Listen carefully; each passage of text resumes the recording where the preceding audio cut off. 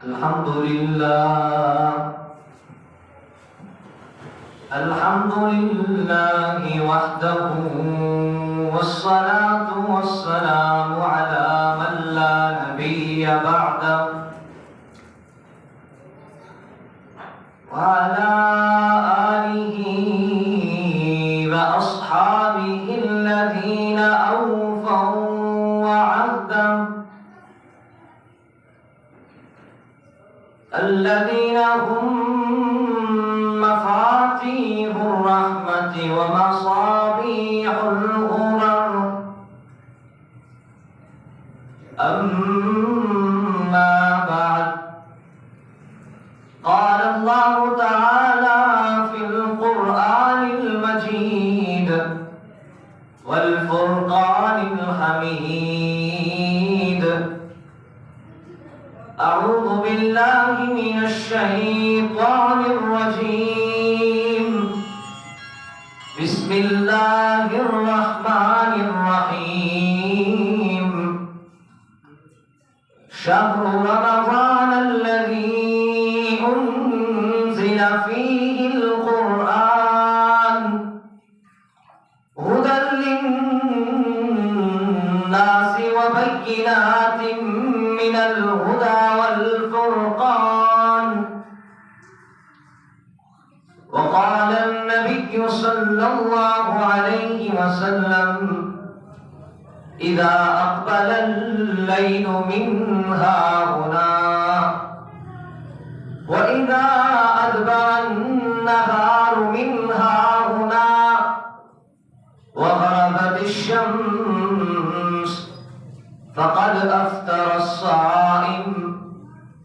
وقال النبي صلى الله عليه وسلم: تسحروا فإن في السحور بركة. صدق الله العظيم وصدق رسوله النبي الكريم، ونحن على ذلك لمن الشاهدين والشاكرين، والحمد لله رب العالمين. اللهم صل على محمد وعلى آل محمد كما صليت على إبراهيم وعلى آل إبراهيم إنك حميد مجيد.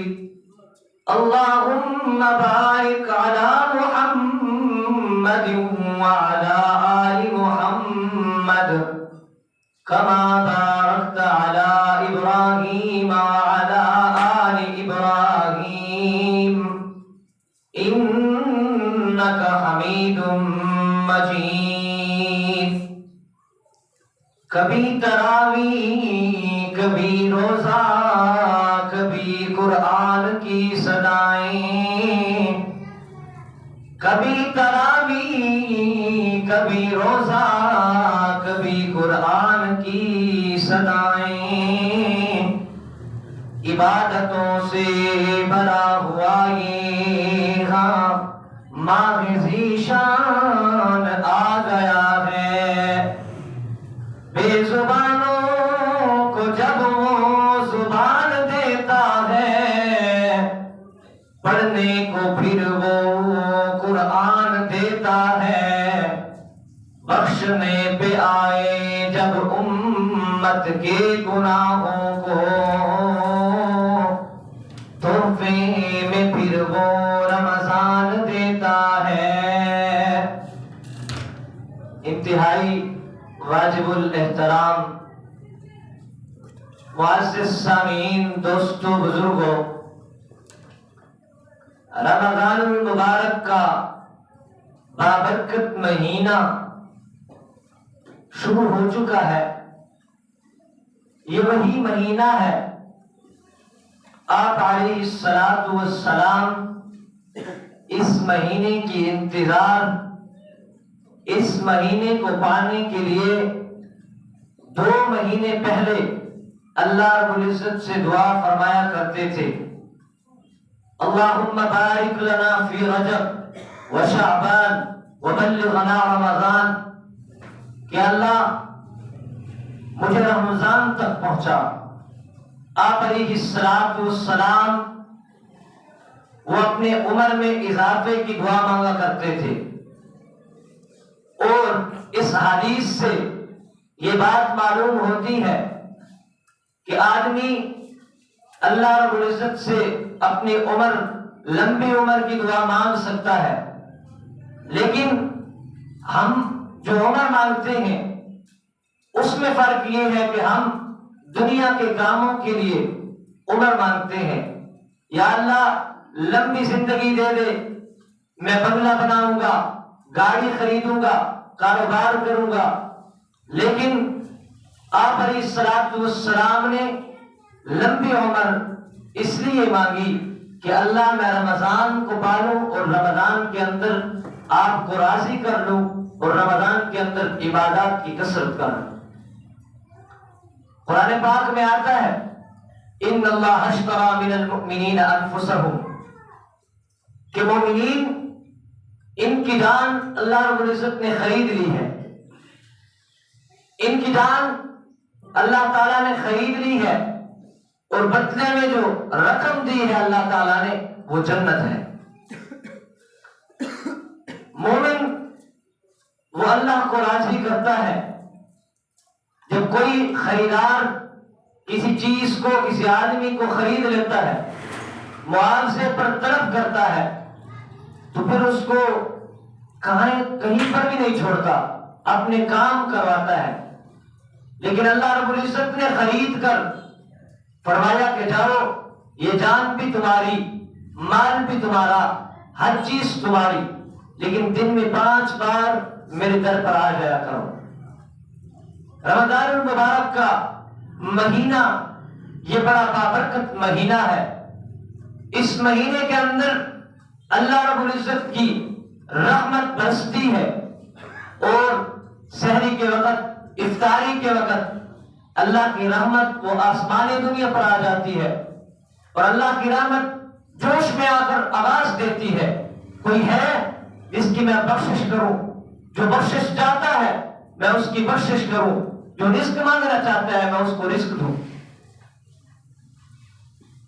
رمضان المبارک کے اندر اللہ رب العزت نے امت محمدیہ صلی اللہ علیہ وسلم کو بہت انعامات سے نوازا ہے۔ حضرت مولانا عبد الحی رحمہ اللہ تعالی انہوں نے ایک بات لکھی ہے کہ قرب الہی کیا ہے؟ قرب الہی یعنی سجدے کے اندر اللہ رب العزت وہ آدمی کے زیادہ قریب ہوتے ہیں۔ جب انسان سجدے میں جاتا ہے، اپنی پیشانی کو جھکاتا ہے، جو دنیا کے اندر کسی کے سامنے نہیں جھکاتا، وہ اللہ رب العزت کے سامنے جھکاتا ہے اور سبحان ربی الاعلیٰ پڑھتا ہے، تو یہ سب سے اعلیٰ ترین اللہ کے نزدیکی کا سبب ہے۔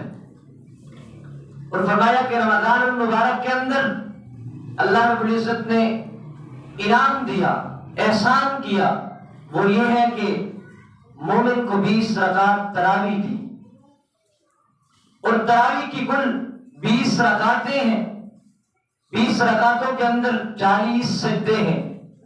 علماء نے لکھا ہے ایک سجدے پر 15 سونے کی ملتی ہے، ایک سجدے پر 15 سونے کی ملتی ہے۔ 40 سجدے ہوتے ہیں، یہ 60,000 نیکیاں بنتی ہیں ایک رات کے اندر، وتر اور نماز کو، فرض نماز کے علاوہ۔ اللہ رب العزت کا کتنا بڑا انعام ہے۔ اور اللہ رب العزت نے قرآن پاک میں خود فرمایا کہ سجدہ کر اور میرے قریب ہو جا۔ سورۃ العلق کی آخری آیات کہ سجدہ کر اور میرے قریب ہو جا، تو معلوم ہوتا ہے کہ اللہ رب العزت کے قرب کا جو سبب ہے، اللہ کے نزدیکی کا جو سبب ہے وہ سجدہ ہے۔ اور روزہ یہ صرف بھوک اور پیاس کا نام نہیں ہے، بلکہ جدید معلومات کے اندر آتا ہے کہ روزہ یہ بیماریوں کا علاج بھی ہے۔ بہت سی ایسی بیماریاں ہیں جن کا علاج وہ روزہ ہے، اور یہ روزہ دل کی صفائی کرتا ہے، یہ روزہ نفسانی خواہشات کو دور کرتا ہے۔ حضرت مولانا اشرف علی تھانوی رحمہ اللہ تعالی، ان کے پاس ایک آدمی آیا اور کہنے لگا، حضرت جی مجھے نفسانی خواہشات آتے ہیں، آپ مجھے کوئی عمل بتائیے۔ تو حضرت تھانوی رحمہ اللہ نے فرمایا کہ آپ روزے کی کثرت کریں۔ اس آدمی نے کہا میں نے روزوں کی کثرت کی تو وہ خواہشات مجھ سے دور ہو گئی، چلی گئی۔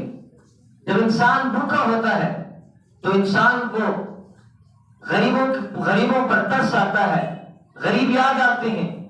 جب انسان بھوکا ہوتا ہے تو بھوکوں کا احساس ہوتا ہے، جب انسان پیاسا ہوتا ہے تو پھر پیاسوں کا احساس ہوتا ہے۔ جب انسان بھوکا ہوتا ہے، اللہ نے اس کو مال و دولت دی ہوتی ہے تو اس کو غریب یاد آتے ہیں کہ غریب عام زندگی بھی بھوک کی حالت میں کیسے گزارتے ہیں۔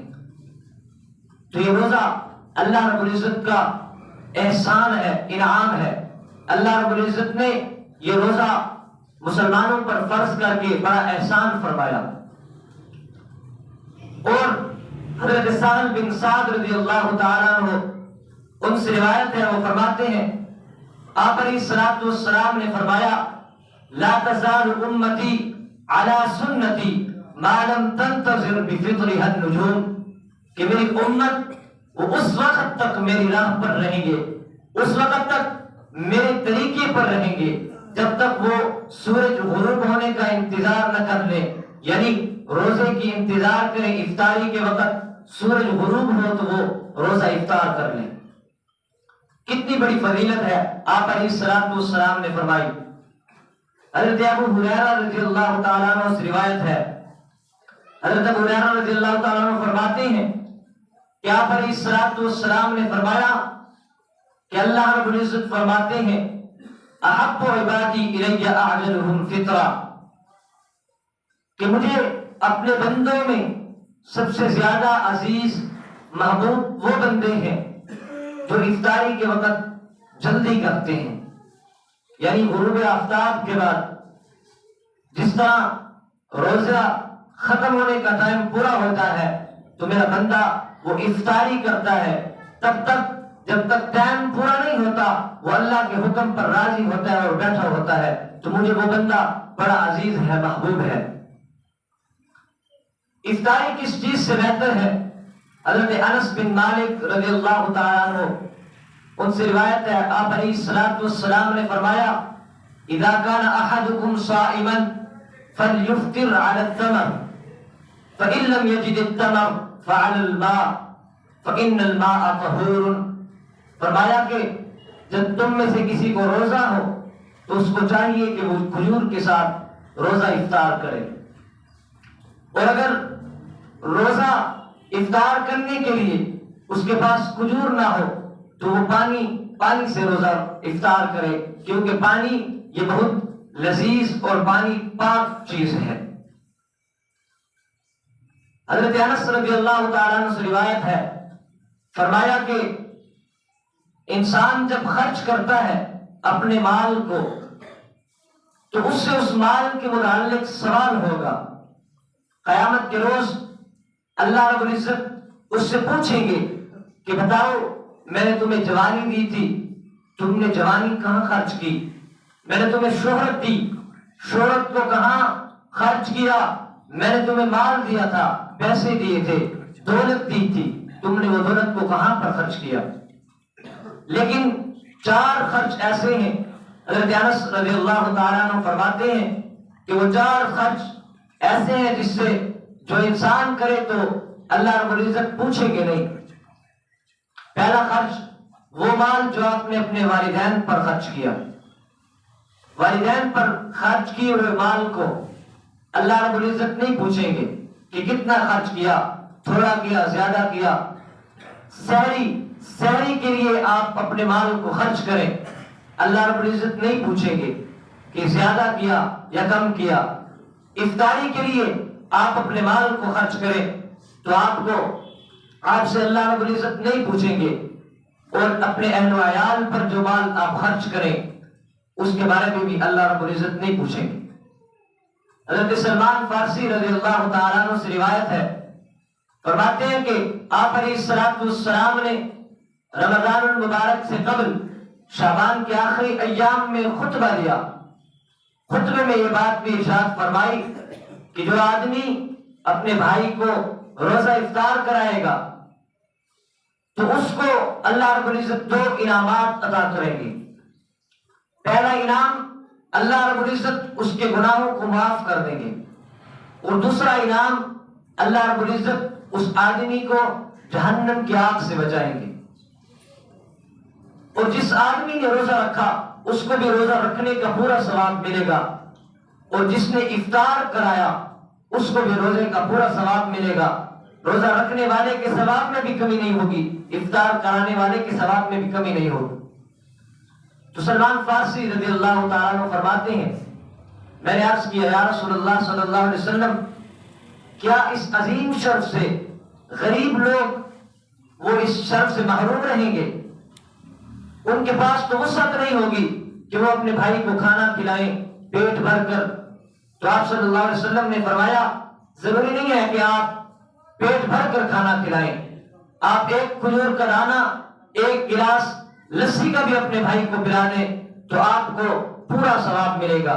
اور فرمایا کہ جو میرے کسی بندے کو، روزے دار کو پیٹ بھر کر کھانا کھلائے گا تو اللہ رب العزت اس کو میرے حوض کوثر سے سراب کریں گے، تب تک سراب کریں گے جب تک وہ جنت میں داخل نہیں ہو جاتا۔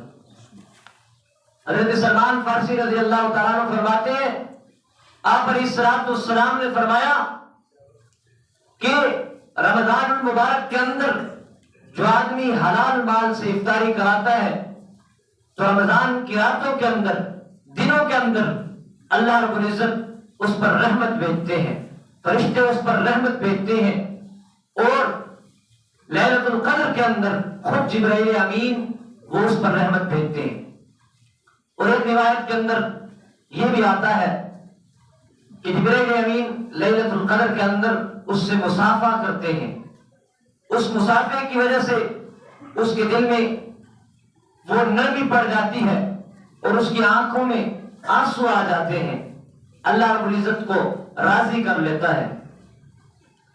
تو فرمایا، میں نے آپ علیہ السلام سے عرض کیا، یا رسول اللہ، اگر کوئی پیٹ بھر کر کھانا نہ کھلائے تو آپ نے فرمایا ایک کھجور کا دانہ بھی دے دے تو وہ اس کو پورا ثواب ملے گا۔ آپ علیہ السلام نے یہ آسانی فرما دی۔ سلمان فارسی رضی اللہ تعالیٰ عنہ فرماتے ہیں، میں نے پوچھا اگر کس کے پاس ایک کھجور کا دانہ بھی نہ ہو تو کیا وہ اس شرف سے محروم رہے گا؟ آپ علیہ السلام نے فرمایا نہیں، اس کے لیے ایک پانی کا گھونٹ بھی کافی ہے۔ جو کسی آدمی کو پانی کا گھونٹ پلا دے افطاری کے لیے تو اس کو بھی روزے کا پورا ثواب ملے گا۔ رمضان المبارک کے اندر ایک رات میں 10 لاکھ آدمیوں کی بخشش ہوتی ہے۔ یہ ایسے آدمی ہوتے ہیں جن پر جہنم واجب ہو چکی ہوتی ہے، اللہ رب العزت جہنم سے نکال کر ان کو جنت میں داخل کرتے ہیں، لیکن ان 10 لاکھ آدمیوں میں 4 آدمی ایسے ہیں کہ ان کی بخشش نہیں ہوتی۔ ان دنوں میں، ان بابرکت مہینوں کے اندر، اس بابرکت روز کے اندر اس آدمی کی بخشش نہیں ہوتی۔ 10 لاکھ آدمیوں کے اندر وہ آدمی شمار نہیں ہوتے۔ وہ 4 لوگ، پہلا وہ جو شراب کا عادی ہو، شراب کے ساتھ افطار کرتا ہو، اللہ رب العزت اس کی افطاری بھی قبول نہیں کرتے اور اس کو جنت میں داخل بھی نہیں کرتے، اس کی بخشش بھی نہیں فرماتے۔ دوسرا آدمی وہ ہے جو اپنے والدین کا نافرمان ہو، اپنے والدین کی بات نہ ماننے والا ہو، وہ بھی ان روز کے اندر، ان دنوں کے اندر 10 لاکھ آدمیوں جن کی اللہ رب العزت بخشش فرماتے ہیں ان کے اندر اس کا شمار نہیں ہوتا، والدین کے نافرمان کا۔ تیسرا آدمی وہ جو قطع رحمی کرے، رشتہ داروں کے ساتھ، اپنے عزیز و اقارب کے ساتھ رشتہ توڑنے کی کوشش کرے، جھگڑنے کی کوشش کرے، اللہ رب العزت اس کی بھی بخشش نہیں فرماتے۔ 10 لاکھ آدمی جن کے اللہ رب العزت رمضان المبارک کے اندر بخشش فرماتے ہیں، اس آدمی کا بھی شمار ان لوگوں کے اندر نہیں ہوتا۔